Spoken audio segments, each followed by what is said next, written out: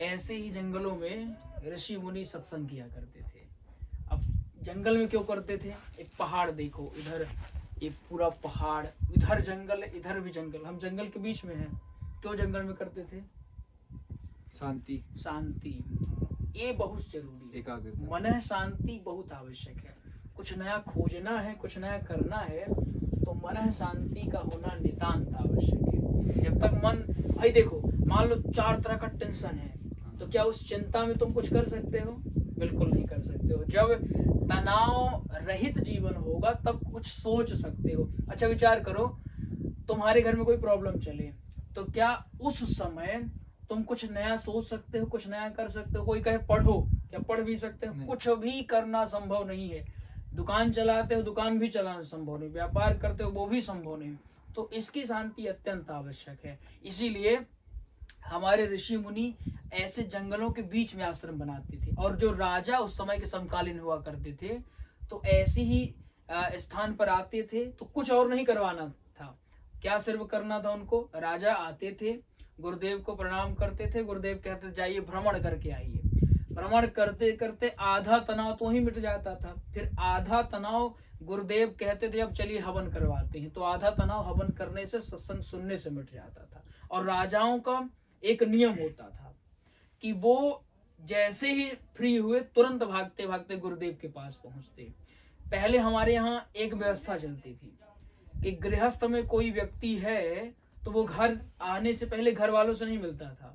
वो पहले जाता था, पैर धोता था, उसके बाद पूजा करता था, और उसके बाद हवन करता था, तत्पश्चात वो घर वालों से मिलता था।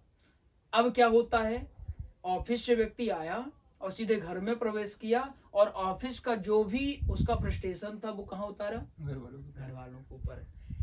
इससे क्या होता है, उसका काम भी गड़बड़ हुआ और घर में भी स्थिति गड़बड़ हुई।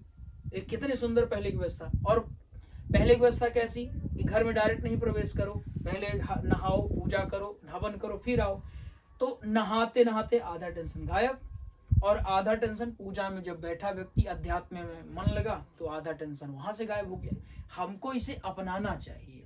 कहीं भी बाहर से आ रहे हो, जब तनाव है तो कुछ मत बोलो, पहले जाओ नहा लो, भगवान के पास बैठ जाओ, उनको प्रणाम करो, पूरा का पूरा तनाव नष्ट हो जाएगा। और तनाव वास्तविक में कम ही होता है। जैसे हर सर्प जहरीला नहीं होता, उसी प्रकार हर तनाव जरूरी नहीं कि तनाव ही हो। कुछ तनाव हमने बना लिया होता है, कुछ तनाव हमने कल्पना कर लिया होता है कि तनाव है।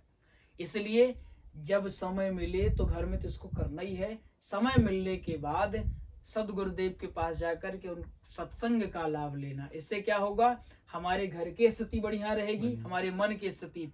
घर में कलेश मचा रहे और कोई कहे कि काम अच्छे से तुम्हारा बने, तो नहीं बन पाएगा, मन ही नहीं लगेगा भाई। अगर तुमको पता है कि मेरे घर में ऐसा ऐसा कलेश चल रहा है, तो यहाँ तुम आनंद के साथ नहीं बैठ पाओगे, दुकान में आनंद के साथ नहीं बैठ पाओगे। लेकिन अगर तुमको पता है कि मेरे घर में तो सब बढ़िया है, आनंद से सब चल रहा है, सब चकाचक है, तो फिर तुम सारा काम बढ़िया से कर पाओगे। इसलिए परिवार जनों को भी सही से लेके चलना एक परम जिम्मेदारी है। परिवार जन अगर बिखरते हैं तो फिर मामला गड़बड़ होता है। और परिवार जन सुदृढ़ कैसे होंगे? मुखिया के कारण। घर में ये सारी व्यवस्थाएं कैसे होंगी? योग्य मुखिया के होने के कारण। घर में योग्य मुखिया का होना नितांत आवश्यक है। जैसे देखो, ये वहां तक पहाड़ गया है, वहां तक गया है, ऐसा टीला वहां तक गया है ना, क्यों गया है? ये मजबूत है। ये कमजोर हो तो ये रहेगा क्या?